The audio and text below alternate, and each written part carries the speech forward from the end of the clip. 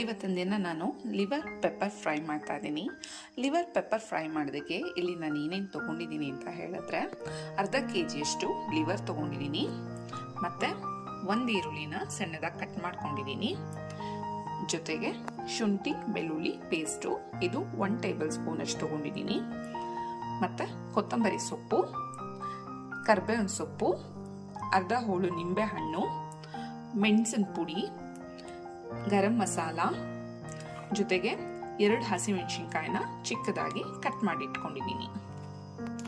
ಮೊದಲಿಗೆ ನಾನಿಲ್ಲಿ ಒಂದು ಬಾಣಲಿ ಇಟ್ಕೊಂಡಿದ್ದೀನಿ, ಮತ್ತು ಇದಕ್ಕೆ ನಾನು 1 ಟೇಬಲ್ ಸ್ಪೂನ್ ಅಷ್ಟು ಎಣ್ಣೆ ಹಾಕೋತಾ ಇದ್ದೀನಿ.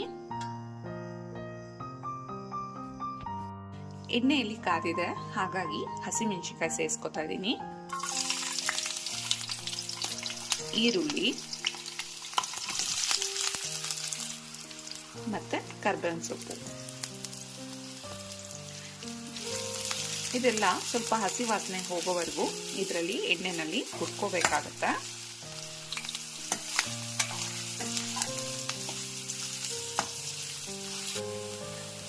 ಈಗ ಇದಕ್ಕೆ ಶುಂಠಿ ಬೆಳ್ಳುಳ್ಳಿ ಪೇಸ್ಟನ್ನ ಸೇರಿಸ್ಕೊತಾ ಇದ್ದೀನಿ.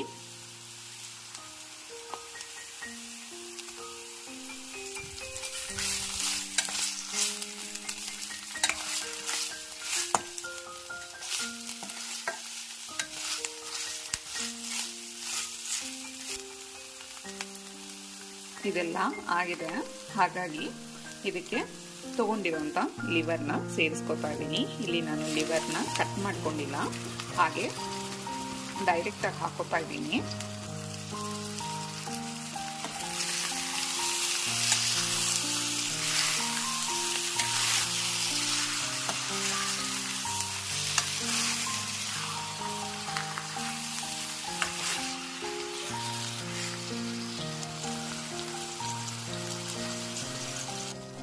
ಈಗ ಇದೆಲ್ಲ ಆಲ್ಮೋಸ್ಟ್ ಬೆಂದಿದೆ, ಹಾಗಾಗಿ ಇಂಥ ಟೈಮಲ್ಲಿ ಪೆಪ್ಪರ್ ಪೌಡರ್ನ ಇದ್ರ ಜೊತೆ ಸೇರಿಸ್ಕೊತಾ ಇದ್ದೀನಿ, ಮತ್ತೆ ರುಚಿಗೆ ತಕ್ಕಷ್ಟು ಉಪ್ಪು.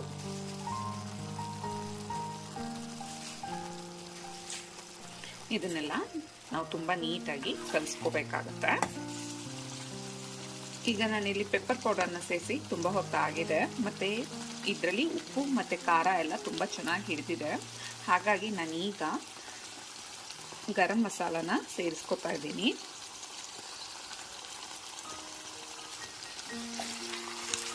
ಇಲ್ಲಿ ನಾವು ಖಾರಕ್ಕೋಸ್ಕರ ಈಗಾಗಲೇ ಮೊದಲೇನೆ ನಾವು ಹಸಿಮೆಣಸಿನ್ಕಾಯಿ ಸೇರಿಸ್ಕೊಂಡಿದ್ವಿ, ಮತ್ತು ಅದಲ್ಲದೆ ಪೆಪ್ಪರ್ ಪೌಡರ್ ಸೇರಿಸ್ಕೊಂಡ್ವಿ.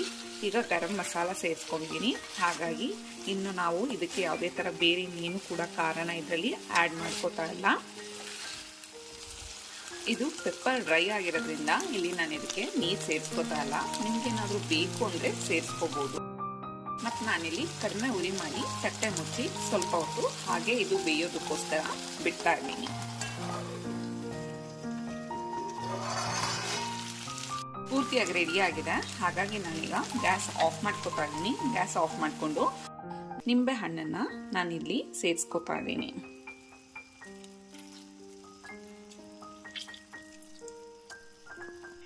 ಇದ್ರ ಜೊತೆಗೆ ಕೊನೆಯದಾಗಿ ತೊಗೊಂಡಿದ್ದಂಥ ಕೊತ್ತಂಬರಿ ಸೊಪ್ಪನ್ನು ಕೂಡ ಇದ್ರ ಜೊತೆ ಸೇರಿಸ್ಕೊಂಡು ನಾನು ನೀಟಾಗಿ ಇದನ್ನೆಲ್ಲ ಮಿಕ್ಸ್ ಮಾಡ್ಕೋತೀನಿ, ಮತ್ತು ನಾನು ನಿಮಗೆ ಸರ್ವಿಂಗ್ ಪ್ಲೇಟ್ಗೆ ಹಾಕಿ ತೋರಿಸ್ತೀನಿ ಯಾವ ರೀತಿಯಾಗಿ ಬಂದಿದೆ ಅಂತ ಹೇಳಿ.